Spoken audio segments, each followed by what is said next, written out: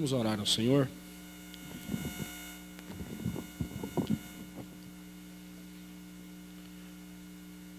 Altíssimo Deus, cuja glória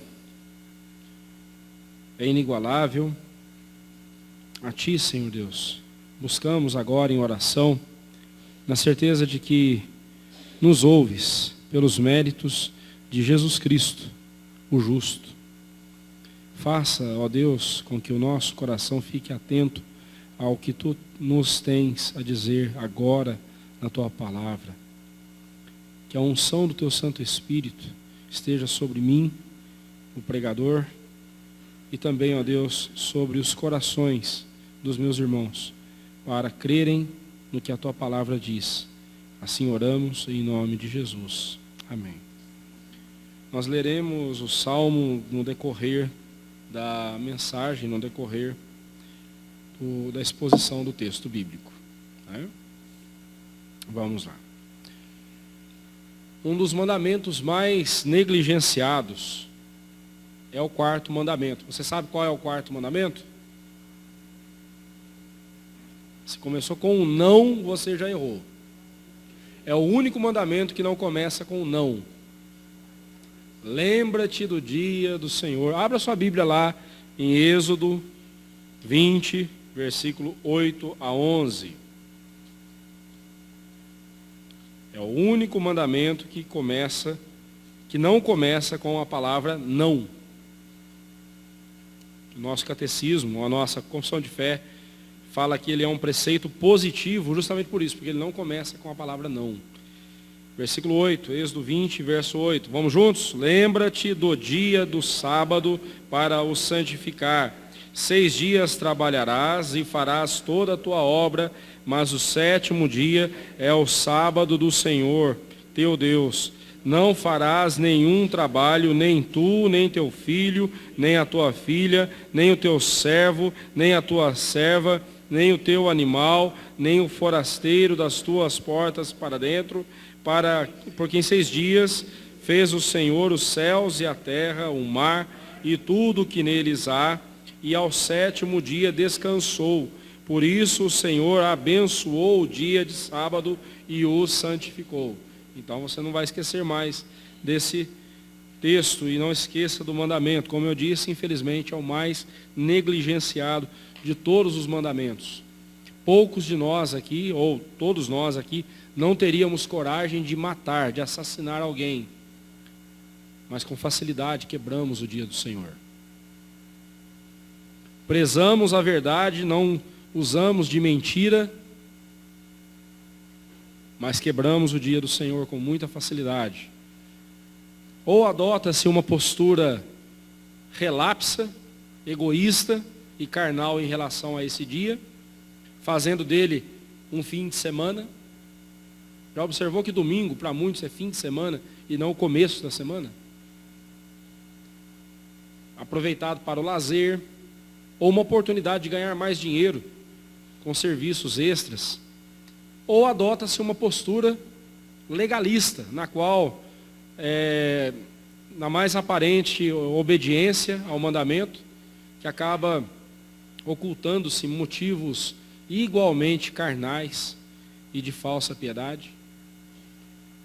Como os fariseus que disseram que você não poderia andar mais do que 500 metros no dia de sábado. Se você andasse 500 metros, ou melhor, 1000 metros.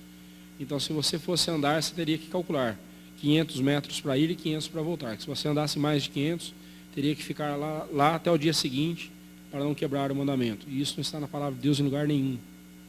Legalismo. Né? Enquanto não aprendermos a guardar o dia do Senhor com deleite, alegria e devoção, não cumpriremos o mandamento tal como ele deve ser cumprido. Este salmo, ele nos fala justamente sobre o deleite no dia do Senhor. Deleitarmos-nos no dia do Senhor. O texto que o presbítero Edson leu no momento de confissão de pecados, Isaías 58, nós vimos justamente isso. Deus repreendendo o povo, dizendo: se desviares o pé de profanar o sábado e de cuidar dos teus próprios interesses no meu santo dia, se chamares ao sábado deleitoso e santo dia do Senhor, digno de honra, e o honrares não seguindo os teus caminhos, não pretendendo fazer a tua própria vontade, nem falando palavras vãs, então te deleitarás no Senhor. Eu te farei cavalgar sobre os altos da terra e te sustentarei com a herança de Jacó, teu pai, porque a boca do Senhor o disse. Veja como Deus leva a sério o dia dele. E por que nós não deveríamos fazer o mesmo? Deus nos ordena a zelar pelo dia do Senhor, a termos no dia do Senhor um dia de deleite, um dia de prazer do nosso coração, o nosso coração deleitar-se na presença do Senhor.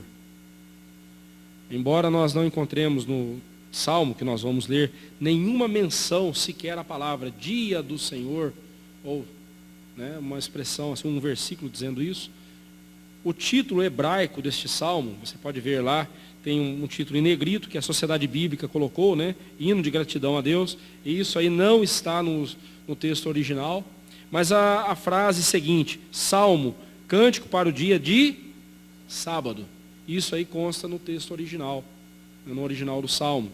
Então, esse título, que fala do dia do Senhor, no hebraico, o Mismor Shir Leyom HaShabá. A moçada aí do grupo dos jovens está acostumado com essa expressão, O Gilmar, todo domingo ele coloca lá, Shabá, dia do descanso. Alan Harman, ele disse que havia uma cultura, e está registrado até na versão grega do Antigo Testamento, conhecida como a Septuaginta, que é a versão grega do Antigo Testamento, você tem um salmo para cada dia da semana. Por exemplo, o primeiro dia da semana, para o judeu, o primeiro dia era o Salmo 24, o segundo dia o Salmo 48, terceiro dia o Salmo 82, quarto dia o Salmo 94, o quinto dia Salmo 81, o sexto dia Salmo 93 e o sábado, o sétimo dia, o Salmo 92. Isso era uma cultura, fazia parte da cultura dos judeus, naquele período ali, nos últimos séculos antes de Cristo vir ao mundo. Irmãos, por favor, desligue o celular. Quem está com o celular ligado, por favor, desligue. E adquira o hábito de entrar na igreja, colocar o celular no modo avião. Atrapalha a gente. A gente que está aqui à frente falando, quando toca um celular, desconcentra a gente de uma forma. Por favor. E por amor ao seu irmão, por amor a Deus, desligue o celular. Jesus não vai falar com você através do celular.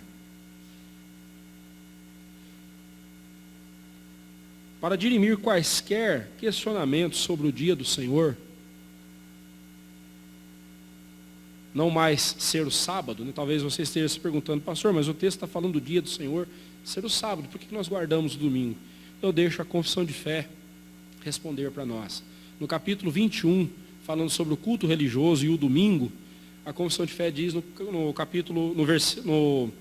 parágrafo 7 e parágrafo 8 o seguinte, no parágrafo 7 ela diz, como é da lei da natureza, que em geral uma devida proporção de tempo seja destinado ao culto de Deus, assim também em sua palavra, por um preceito positivo, lembra que o único mandamento que começa sem a palavra não é o quarto mandamento, por isso que é um preceito positivo, não que os outros sejam negativos no sentido de ruins, mas negativos no sentido de começarem com um não, com uma proibição. Por um preceito positivo, moral e perpétuo, preceito que obriga a todos os homens, em todas as épocas, Deus designou particularmente um dia em 7, para ser um sábado, A palavra Shabá, no hebraico, é descanso.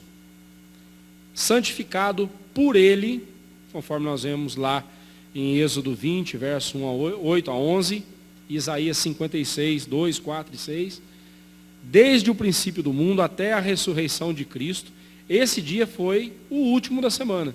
Então, desde a criação do mundo até o dia em que Jesus Cristo ressuscitou, o sétimo dia, o dia do descanso, o Shabá do povo de Deus, era o sábado, o sétimo dia da semana.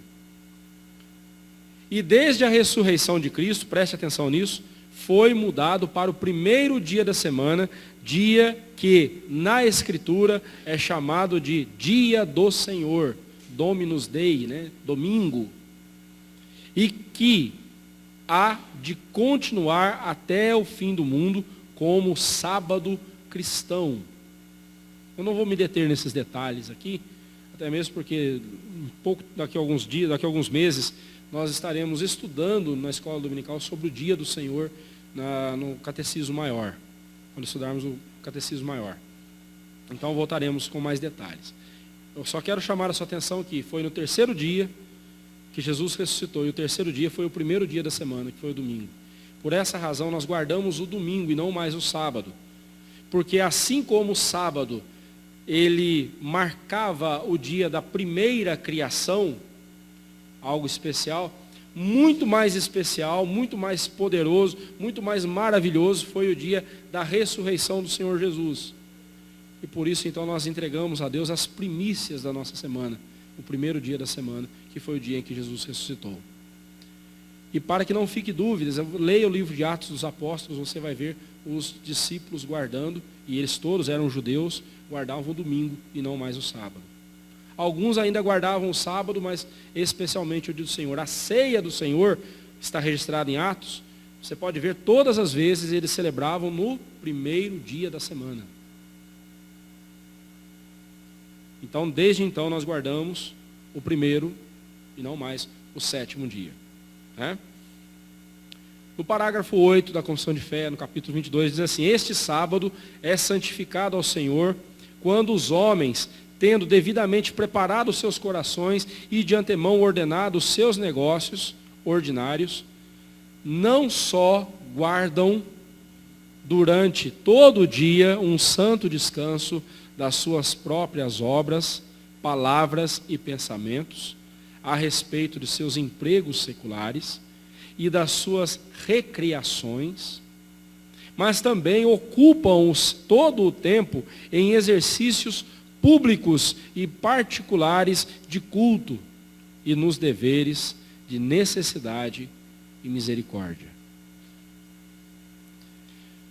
A adoração a Deus é o foco do seu dia. Esse dia tem que ser deleitoso para nós, o primeiro dia da semana, tem que ser um deleitoso dia para nós, um dia cheio de prazer e de alegria, porque é o dia que de forma especial adoramos a Deus. Paramos todas as nossas atividades, durante a semana vivemos uma vida corrida, temos o nosso tempo de devoção, ali de oração, leitura da palavra, mas sempre somos interrompidos. Uma das coisas mais difíceis, e não deveria ser, mas é uma das coisas mais difíceis de nós realizarmos em nossas famílias, é o que se chama de culto doméstico. Como é difícil, a gente se propõe a fazer o culto doméstico e sempre algo vem e nos atrapalha. O dia do Senhor, ele vem então como essa bênção para nós, como esse deleite para o nosso coração, para consagrarmos o nosso tempo ao Senhor e deleitarmos-nos na presença do Senhor, junto com os irmãos, com a congregação, louvando e bendizendo o nome do Senhor. Como nós vimos no parágrafo 8, do capítulo 21 da Confissão de Fé, não só devemos cessar nossas atividades de trabalho e negócios ordinários da semana, como também nós devemos ocupar todo o tempo em exercícios públicos, que é isso que nós estamos fazendo, e particulares de culto e nos deveres de necessidade e misericórdia. É um dia que você deve separar, você que tem a prática de jejuar. Não existe dia melhor para você fazer um jejum do que no dia do Senhor. Geralmente você estará de folga do seu trabalho nesse dia. Não há outras ocupações para você. Nesse dia você pode marcar ali, separar um tempo desse dia para jejum, para orar ao Senhor, para estudar a palavra de uma forma diferente que você não consegue fazer durante a semana. Mas no domingo a gente faz o contrário, né? Vai para a cozinha, faz aquele almoço que dura a tarde inteira, né? E às vezes até atrapalha a gente vir à igreja, porque não dá tempo de a gente terminar. A gente fica inventando coisas. Irmãos, o dia do Senhor é o dia do nosso coração repousar, descansar, como propõe o termo Shabá, descansar. Ou seja, se aquietar na presença de Deus. E concentrar a nossa atenção em exercícios públicos e particulares de culto a Deus e nos deveres de necessidade e misericórdia. O que é isso? De necessidade e misericórdia. Por exemplo, na sua casa o pessoal tem que comer, não tem? Então, você vai preparar o almoço. Acabou a gasolina do seu carro, como é que você vai vir na igreja? Então, você vai providenciar a gasolina para o carro. O certo é fazer durante a semana, mas às vezes acontece. Então é uma necessidade, você vai ali fazer isso. É uma necessidade. E é também um tempo de exercer misericórdia. Um dia bom para você visitar um irmão que está doente, ou um irmão que está faltando algum tempo na igreja. Um bom dia para você fazer isso. É assim que nós devemos ocupar o nosso dia, o dia do Senhor. É assim que nós devemos ocupar, né? E nós destacamos aqui nesse texto, no Salmo, 3 verdades sobre o deleite no dia do Senhor. E nós ficaremos hoje só com a primeira. Aí eu estou me segurando aqui com a gripe, a voz está quase indo embora, a cabeça está estourando, né? E eu não quero comprometer. E está friozinho também, né? Está bem frio hoje. Hoje nós vamos ficar só com a primeira dessas verdades. Semana que vem eu apresentarei as outras 2 verdades sobre o deleite ou o deleitoso dia do Senhor. Ok? Em primeiro lugar, ele é um deleite no dia todo. Esse deleite no dia do Senhor é para ser vivido o dia todo. Olha o que diz o salmista. Bom é render graças ao Senhor e cantar louvores ao teu nome, ó Altíssimo. Anunciar de manhã a tua misericórdia e durante as noites a tua fidelidade, com instrumentos de 10 cordas, com saltério e com a solenidade da harpa. Bom é render graça ao Senhor. O salmista, ele abre o salmo com uma exultante declaração na presença de Deus. Bom é render graças ao Senhor e cantar louvores ao teu nome, ó Altíssimo. Em outras palavras, o que ele está dizendo é, como é bom dar graças a Deus e cantar hinos e canções em louvor à honra da glória do nosso Deus, àquele que está muito acima de todos os seres. Como é maravilhoso. É assim que você tem que olhar para o domingo. Como é maravilhoso louvar ao Senhor. Como é maravilhoso estar com os irmãos, louvando e bendizendo o nome do Senhor. E cantar louvores a Ele. Adorar ao Senhor. Reconhecer a grandeza do Senhor. Ele está acima de todos. Ele é o Elion, o Altíssimo. Aquele que tem todos abaixo dos seus pés. Aquele que o mais alto de todos os deuses está abaixo dele. Aquele que o mais alto de todos os seres está abaixo dos seus pés. Ele é o Altíssimo. Nos lembra o salmo anterior, Salmo 91. Aquele que habita no esconderijo do Altíssimo. Veja como o salmista ele fala de Deus aqui, o Altíssimo. Quando a gente está no dia do Senhor, a gente tem que lembrar de quem é esse dia e por que esse dia é o que é. Porque ele é do Senhor. E quando nós lembramos quem é Deus, o caráter de Deus, quando o nosso coração lembra de quem é Deus e reconhece a grandeza de Deus, ele fica admirado pela grandeza de Deus. Sabe por que muitas vezes nosso louvor a Deus não é um louvor cheio de entusiasmo, cheio de vida? Porque nós não mais admiramos a Deus. Nós não admiramos mais o que Deus tem feito. Nós estamos reclamando do que Deus tem feito. Nós reclamamos daquilo que achamos que deveríamos ter, que Deus deveria nos dar. Mas não mais admiramos a Deus pelas grandes maravilhas que Ele tem feito em nossas vidas. Nós já não dizemos mais como é bom, Senhor, te louvar, porque o Senhor é altíssimo, o Senhor é grandioso. Nós já não fazemos mais isso, por quê? Porque somos egoístas, estamos olhando para nós mesmos. Queremos que a nossa vontade seja feita. Sabe por que muitos crentes perderam o prazer de estar na casa do Senhor e louvar o Senhor? Sabe por quê? Porque eles acham que Deus lhes deve favor. Eles não mais admiram a grandiosidade de Deus. Eles não mais admiram o ser de Deus. E por isso, negligenciam a adoração ao Senhor. Negligenciam o dia do Senhor. O dia do Senhor, ainda que tenha sido santificado por Ele para o descanso, que foi, o Senhor santificou o sétimo dia para o descanso. Assim como Ele em 6 dias fez a sua obra, no sétimo descansou. Deu-nos o exemplo de que nós devemos também, em 6 dias de jornada de trabalho, devemos descansar um dia. Precisamos disso.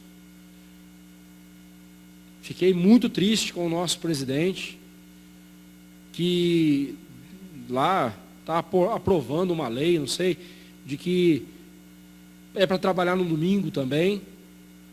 Eu não posso esperar de um ímpio, não posso esperar de um morto espiritual uma reação de que nem crentes estão cumprindo, não é mesmo? Seria muito exigir do Bolsonaro isso. Se a maioria, muitos crentes que eu conheço, negligenciam o dia do Senhor, o que eu vou esperar que um presidente que não é crente, ainda que tenha boas intenções, ainda que eu goste de muitas ações dele, oro por ele, mas essa em especial eu fiquei decepcionado, fiquei triste, porque é o dia do Senhor.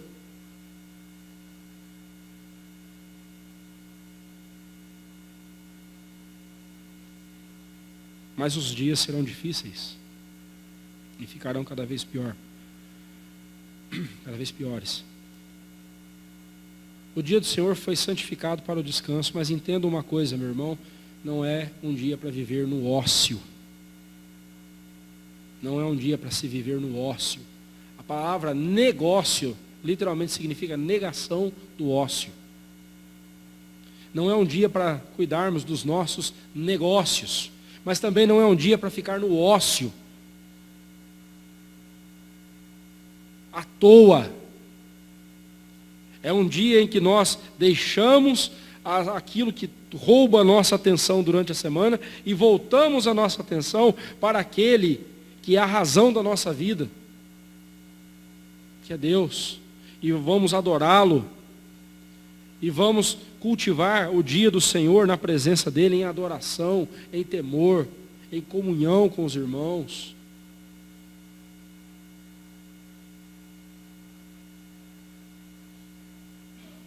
O dia do Senhor deve ser ocupado, como diz o verso 2. Anunciar de manhã a tua misericórdia e durante as noites a tua fidelidade. Este dia deve ser iniciado com anúncios da misericórdia de Deus e deve ser encerrado com anúncios da fidelidade de Deus. De manhã você levanta e sabe a luta que você terá na sua vida. Isso aqui não só no dia do Senhor, especialmente no dia do Senhor, mas todos os dias. Amanhã, segunda-feira, eu fico triste quando eu vejo gente postando, crente postando no Facebook. Poxa vida, chegou a segunda-feira. Eu queria ver os crentes, muitos crentes, celebrando o dia do Senhor do jeito que eles celebram a sexta-feira. Chega na sexta-feira, uhul, hoje é sexta-feira, não é? Se eu fosse patrão num sujeito desse, eu mandava ele embora. Porque está entrando na segunda-feira, se arrastando e não vê a hora de chegar a sexta para curtir a farra. Deus me livre de um empregado assim. E o que mais me deixa triste é ver crentes agindo assim. Mas amanhã, ou hoje, todos os dias, acorde, anunciando a misericórdia de Deus. Anunciar a misericórdia de Deus significa que você terá o dia todo o amparo de Deus na sua vida. E chegando à noite, quando você vai dormir, antes de dormir, ao reclinar a sua cabeça, orar ao Senhor, você vai lembrar da fidelidade do Senhor. E você vai dizer, de fato, Deus prometeu estar comigo durante o dia. E durante todo o dia Ele esteve. E agora à noite eu posso repousar, porque Ele é fiel. Ele cumpriu o que prometeu. O domingo, o dia do Senhor, é dia de lembrarmos, começar esse dia anunciando que Deus é misericordioso e encerrando esse dia anunciando que Ele é fiel. Eu te pergunto, um crente que contempla a vida dessa forma, um crente que leva a vida dessa forma, ele se entregará ao desespero? Se entregará à angústia? Viverá com medo? Não. Não. Porque falar da misericórdia, a Hesed de Deus, falar da fidelidade de Deus, a Ramuná de Deus, é falar de Deus, do seu caráter. Um Deus que ama a misericórdia, ser misericordioso, que ama derramar bênçãos sobre o seu povo. Um Deus que cumpre tudo o que Ele promete. Ele é fiel. Além de louvarmos a Deus o tempo todo, começando de manhã, indo até a noite, louvando ao Senhor, devemos adorá-lo com reverência e solenidade. Versículo 3 diz, com instrumentos de 10 cordas, com saltério e com a solenidade da harpa. O que seria esse instrumento de 10 cordas? Se você perguntar para o Mato Grossense, ele vai dizer que é a viola de 10 cordas. Mas não é. A viola não existia. Essa viola caipira não existia naquela época. Era algum instrumento que tinha 10 cordas, não sei o nome dele. O saltério é a coleção dos salmos. Alguns também entendem que era um instrumento musical. E aqui fala, né, com saltérios, 10 cordas, com saltério e com a solenidade da harpa. Possivelmente esses instrumentos todos aqui eram a harpa, possivelmente.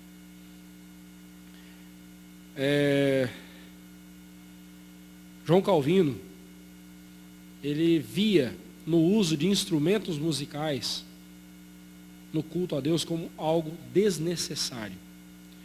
Para ele, isso era, os instrumentos musicais fazia parte da infância da igreja. Assim, no Antigo Testamento, quando o povo usava instrumentos para louvar a Deus, é porque eles viviam à sombra das promessas do Messias, o Messias que viria.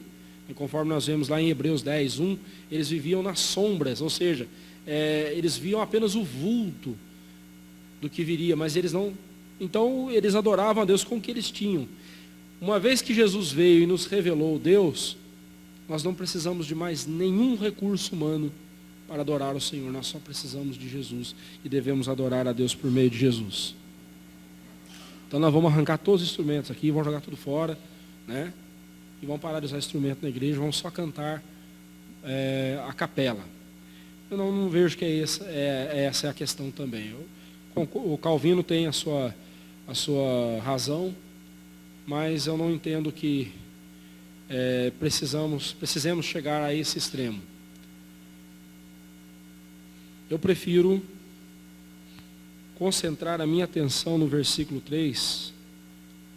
Eu penso que o jeito correto de entendermos esse versículo não é falando dos tipos de instrumentos que nós devemos ter na igreja, mas sim da atitude que devemos ter ao usar os instrumentos para louvar o Senhor. No versículo 3 fala da solenidade da Não é qualquer música que serve para louvar o Senhor aqui no culto. Você pode ter uma música um pouco mais agitada, né? Uma música de louvor a Deus, né? Tem umas bandas de rock evangélico aí, né? Você pode ter uma lá no seu carro, ouvir tudo mais, tal.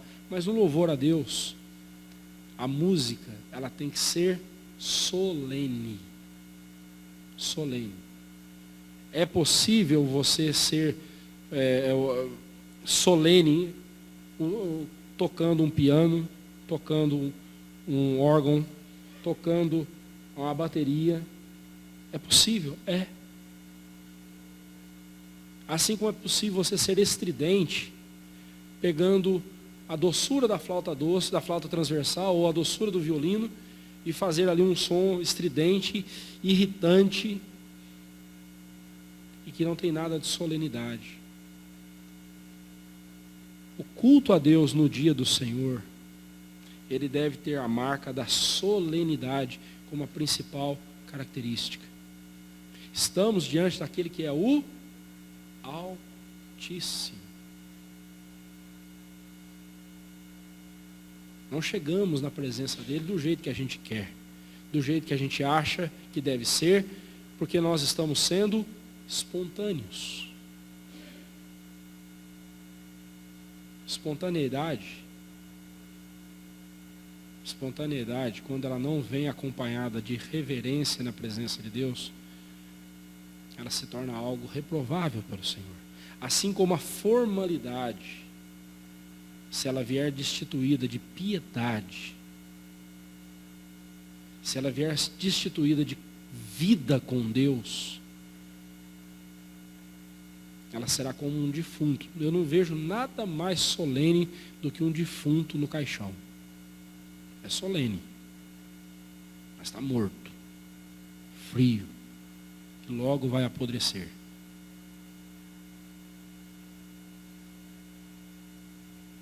Solenidade.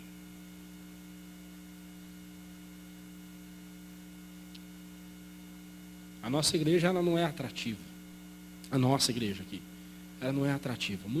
Os que estão com a gente aqui, estão porque tem convicção. Porque a maioria das igrejas hoje em dia estão com paredes pretas, um holofote direcionado para esse ou aquele ali no palco, não se tem mais púlpito, é palco.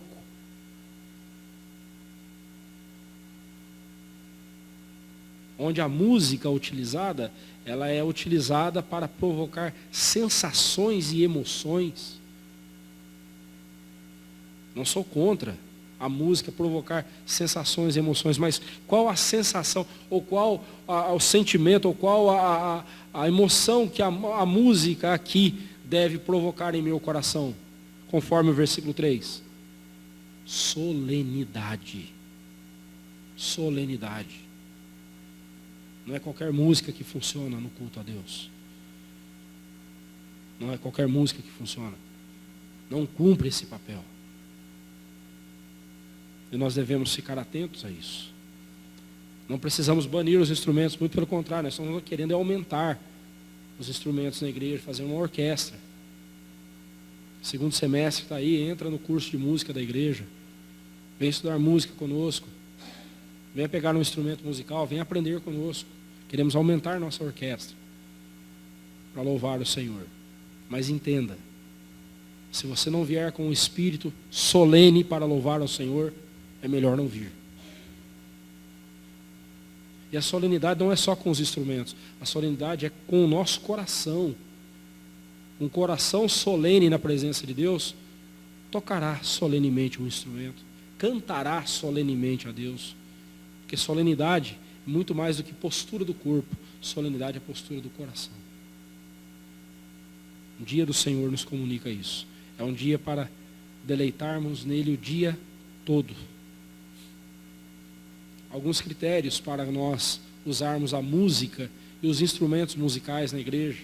2 critérios. Solenidade, né, pois estamos louvando aquele que é o Altíssimo. E o segundo princípio é a música, os instrumentos, eles são um apoio ao louvor que brota de um coração que se deleita em Deus. Ainda que seja um coração pecaminoso, um coração falho, mas ele se deleita no Senhor. Não há problema em empregar instrumentos musicais no culto a Deus, desde que esses dois critérios sejam observados.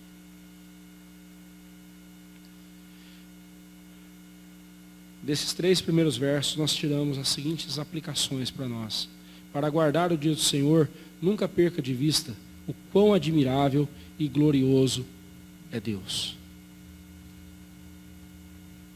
Se você contemplar a glória do Senhor, se você contemplar a grandeza de Deus, você vai olhar para o domingo e não vai conseguir usá-lo de outra forma, senão louvando ao Senhor. E você vai se deleitar.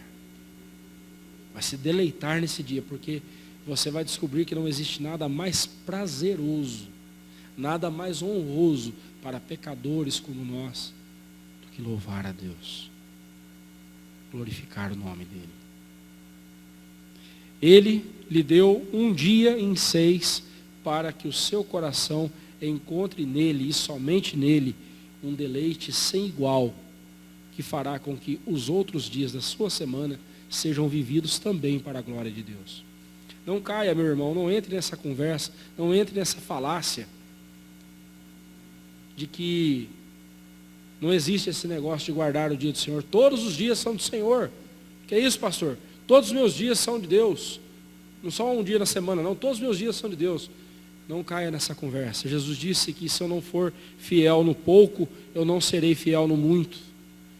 Se eu não guardo um dia para Deus, conversa deslavada, conversa fiada, que eu vou guardar os outros.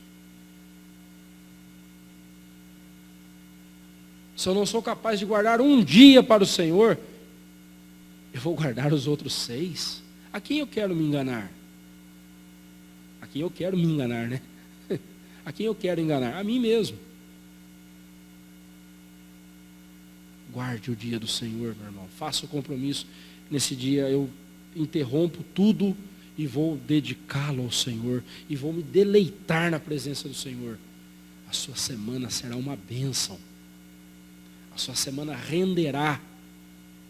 A sua semana prosperará de forma maravilhosa. E você, ao chegar no domingo, o seu coração estará ainda mais exultante na presença do Senhor. Porque não só estará descansando dessa correria doida do dia a dia, como também estará dizendo: agora eu estou sob a sombra do Altíssimo. E me abrigo à sombra do Altíssimo. E vou louvá-lo. E vou me deleitar no seu santo dia. Quantos dias santos nós temos no ano, você sabe? Quantos dias santos? Cite aí para mim alguns dias santos, por favor. Oi? Não vem falar de Páscoa, Natal, 12 de outubro, 2 de novembro. Isso não tem nada a ver, viu? Isso não é calendário para nós, não. Dia santo para nós são 54. Nós temos 54 domingos no ano, né? Todo domingo é um dia santo para o crente. E todo crente que santifica o dia do Senhor para o Senhor vai responder como alguém respondeu aí. Todos os dias são santos para mim, porque eu vivo em santidade na presença do Senhor. Que Deus assim nos abençoe. Semana que vem continuaremos vendo mais desse deleite no dia do Senhor. Que Deus assim nos abençoe.